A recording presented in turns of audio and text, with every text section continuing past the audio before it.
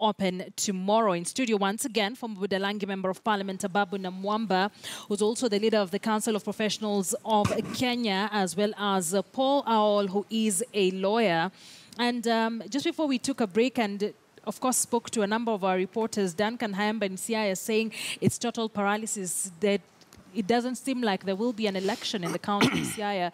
Carol Nderi, on the other hand, saying that it's all systems go in Nyeri. We are going into an election with a country that is clearly divided. Ababu, do you believe we are going to have credible elections this time round, tomorrow? I believe in the rule of law. I believe in the Constitution, which I had the privilege of being actively involved in negotiating. I believe that if we do not maintain fidelity to institutions that we have created under the Constitution, then we are setting the stage for anarchy. I also know that there are places where you have absolutely no problem. And of course, I know politics and elections are not a wedding ceremony. They're not birthday parties. They're contests, and the contests sometimes get very strident. I know that Kenya has 47 counties. If you are going to paint a scenario where you have challenges in 4 counties against 43 counties, again, you want to tell me what it means to say the minority should have their say as the majority have their way. What I know is that we have a responsibility, we have a duty to respect the ruling of the Supreme Court on having this election in 60 days. That is a ruling that has not been vacated. It has not been set aside. If you're going to vary this date, then that decision of the court has to be vacated. But then even as we talk about the 60 days, do you believe that even this particular election will conform to what the Supreme Court said it will not you see, be legal? I can sit in this newsroom and give an opinion. But my opinion will not change the fact that there is a body that our Constitution... Let me tell you, if you were to run this country on the basis of the whim and opinion of individuals, then you'll have 40 million whims and opinions. And that's why we have institutions that we give a responsibility. IEBC has told us they are ready to conduct this election. They have told us so. They have trained their officials. You have just seen that even in Siaya, they have dispatched election material. They have prepared their officials to conduct this election. Okay. The other day, I was listening to a press conference by diplomats here, led by the American ambassador, Godek. And they said, in their view, IBC has met virtually all the basics that one would have expected them to meet ahead of this election. Those are observers telling us so. I believe that IEBC is ready to conduct this election. The problem we have right now is not IEBC, it's not the law, it's not the Constitution. It's criminal elements that imagine that they can stop Kenyans from exercising their right to vote. You talked about Alego Usonga. Maybe on a lighter note, I say Alego Usonga is okay because it's next door to Budalangi. And I can assure you that we are going to be voting in Budalangi and in Busia County. And I believe that if you deal with these criminal elements, they're burning tires, they're barricading roads, Paul wants to they're threatening that. people. I'll let him. It I'll is let him criminal. talk. Paul, do you think this is going to be credible this time round as per the standards that the Supreme Court expected from its ruling? First of all, there have been several court decisions relating to whether the conduct of these elections and the processes leading to these elections. And I can tell you that I feel embarrassed that I share the tag professional with somebody who decides to cherry pick what they want to go out to the people. First of all, you begin to get first this feeling that Ababu is trying to say that the whole issue with this election are only 4 counties. We've even seen on TV where somebody, even a senator from Kitui, actually saying there's nothing that will go on here. Meaning you get somebody calling himself a professional, already creating a scenario that the issue is, because we even live in Nairobi, you can actually get to see the situation in Nairobi, whether there will be elections or not. Secondly,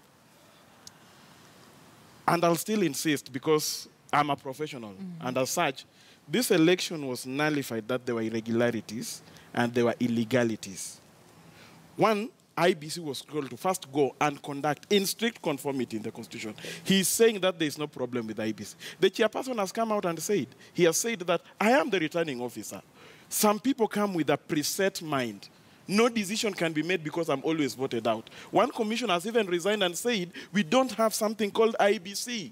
We have blocks that are coming already with the intentions of saying that we're already on this end and this is what has to be. Meaning IBC has a problem. They've even admitted on themselves and said, there is a big problem. Chebukati has even said, technically I'm prepared, but this thing need an environment, and I certainly don't have that environment to conduct this thing in fresh condition. You've seen even some counties saying that we don't even have clerks. Why would somebody insist? Even the observers he has mentioned, he is not reading to you the whole statement that those people said. They are saying that technically, administratively, IBC are prepared. But then even the counties that you're quoting that there are no clerks, it's because of the intimidation that is going on in the counties. There's a difference. First of all, let me tell you what the issues are, which they are actually not addressing. One, you have Raila Odinga who has said, this election is a sham.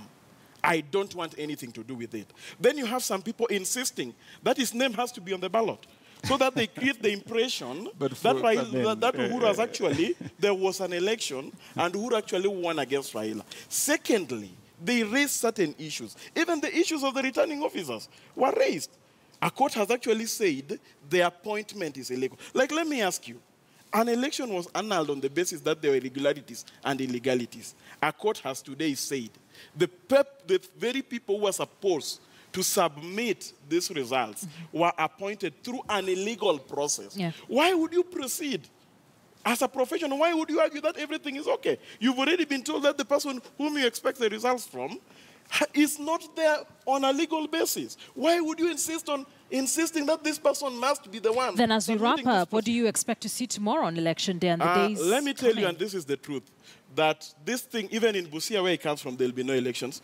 This thing that some people have been lying to something, because you see, we also in that season where some people also need jobs and they must actually be seen to be close to people who give these jobs. There are people who've convinced the president that there'll only not be elections in 4 counties. I'll be surprised if there's election in more than 30 counties in this country. In fact, as things stand, almost 20 counties there will be a paralysis, and it's based on a very simple thing, that people want a real election, people want a legitimate elections, and IBC have even been said, and they were even told that put this off, address the issues raised, then let us have a real election with real candidates. Okay. But yes, there are people who are keen on any election for whatever reason, so that the dishing of these jobs can begin to these so-called professionals. As we wrap up, kindly. Mr. Hall needs to calm down, otherwise he could have a heart attack even before we have this election. And let us be honest with each other. Raila Odinga has been playing games with Kenyans. If he wanted to withdraw from this election, he should have filled Form 24A properly as required by the regulations to withdraw. So this is a man who believes that unless it is him, then Kenya cannot be. And this election will proceed. The security agencies in this country have to deal with these criminal elements. I'm shocked that you cannot sit here purporting to be a lawyer, condescendingly so, and you cannot condemn the criminal elements, because these fellows are just criminals. If you go around and you are intimidating people, you are flashing out IBC officials from their trainings and beating them up. You are banning election material. That is criminal. They are not only election offenses, but they're also crimes under the penal code. And what I know is that security agencies should deal with this as common crime. And I'm asking Kenyans, come out and exercise your right to vote. The country cannot be held at ransom by the dreams misplaced